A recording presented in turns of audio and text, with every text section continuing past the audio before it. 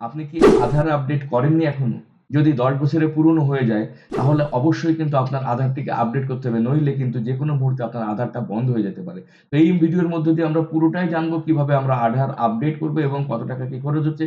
কারণ আমরা জানি যে ফ্রি যে সময়টা সেটা ইতিমধ্যে পার হয়ে গিয়েছে।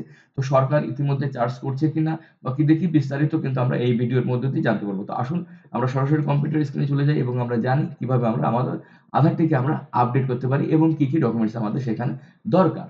আধারকে আপডেট করতে গেলেই আমাদেরকে চলে আসতে হবে Google Chrome ব্রাউজে এবং সেখানে মাই আধার লগইন লিখে সার্চ করার পর যে প্রথম যে অপশনটা আসবে সেখানে আমরা ক্লিক করব। ক্লিক করার সঙ্গে, সঙ্গে যে অপশনটা আমরা দেখতে পাবো, যে ওয়েবসাইটটা আমরা দেখতে পাবো myaadhar.uidi.gov.in, এর ঠিক স্ক্রল করে আমাদেরকে একটু নিচের দিকে চলে আসতে হবে এবং এখানেই দেখতে পাচ্ছি আমাদের ডকুমেন্টেশন আপডেট বলে একটা অপশন রয়েছে। তো সেখানে আমরা ক্লিক করলাম।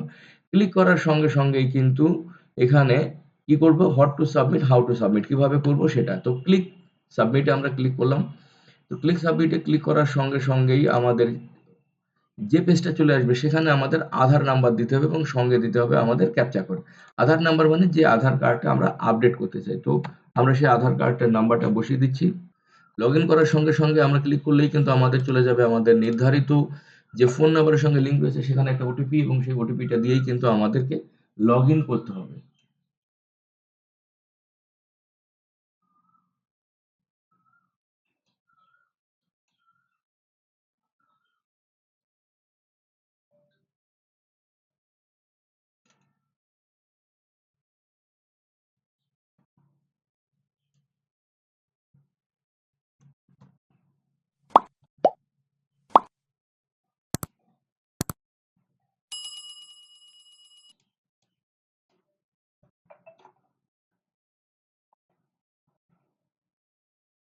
তো আমাদের লগইন হয়ে গেছে। আমরা দেখতে পাচ্ছি আমাদের লগইন হয়ে গিয়েছে। এখানে যেসব ডকুমেন্টস গুলো দিতে হবে সেখানে অবশ্যই 2 এমবি, জেপিজি ফরম্যাট, পিএনজি এবং পিডিএফ এই ৩ টে ফরম্যাটকেই কিন্তু এখানে গ্র্যান্ট করা হচ্ছে এবং 2 এমবি পর্যন্ত সাপোর্টেড।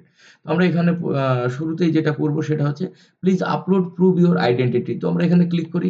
এখানে যে অপশন গুলো আছে দেখুন, ড্রাইভিং লাইসেন্স আছে, ইন্ডিয়ান পাসপোর্ট আছে, কিষান ফটো পাসপোর্ট, ম্যারেজ সার্টিফিকেট দিয়েও এটা করা যেতে পারে, SC, ST, OBC certificate, ration certificate, প্রচুর রকম, ইভেন লাস্টের দিকে আমাদের ভোটার বা ভোটার আইডি কার্ড দিয়েও কিন্তু আমরা এটা করতে পারবো। তো আমি যেটা দিয়ে করতে চাই সেটাকে আমরা সিলেক্ট করলাম এবং সেই সিলেক্ট করে অ্যাকসেপ্ট করব এবং এখানে যেটা করতে হবে সেটা তার যে সাপোর্টিং ফাইলটা সেটাকে কিন্তু আমাদের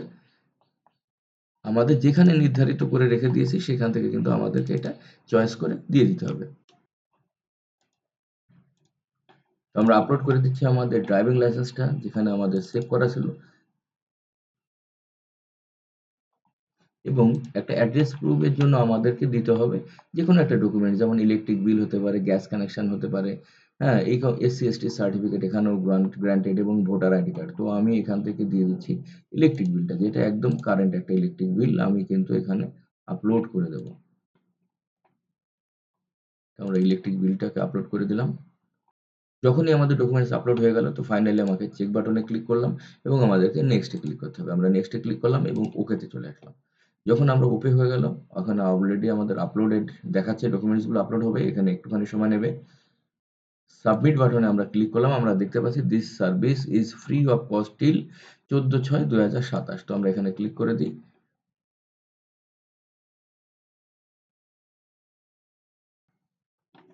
সময়টা পার হয়ে গিয়েছে কিন্তু তারপরেও কিন্তু আমরা ফ্রি অফ কস্টে কিন্তু এখনো করতে পারতেছি। সুতরাং মাই ডিয়ার ফ্রেন্ডস, আমরা এবং এখানে 30 দিন সময় নেবে। 30 দিনের মধ্যে এরা আবার আমাদেরকে আপলোড করে এটা আমাদেরকে একটা মেসেজ দিয়ে জানিয়ে দেবে যে এটা ঠিকঠাক হয়েছে কিনা। ওকে? তো থ্যাংক ইউ যারা আমার সঙ্গে ছিলেন এবং প্রত্যেকেই বলব মাই ডিয়ার ফ্রেন্ডস, এরকম ইনফরমেটিভ ভিডিও পাওয়ার জন্য অবশ্যই চ্যানেলটিকে সাবস্ক্রাইব করবেন এবং বেল বাটনে ক্লিক করবেন এবং প্রচুর মানুষকে শেয়ার করবেন। Thank you.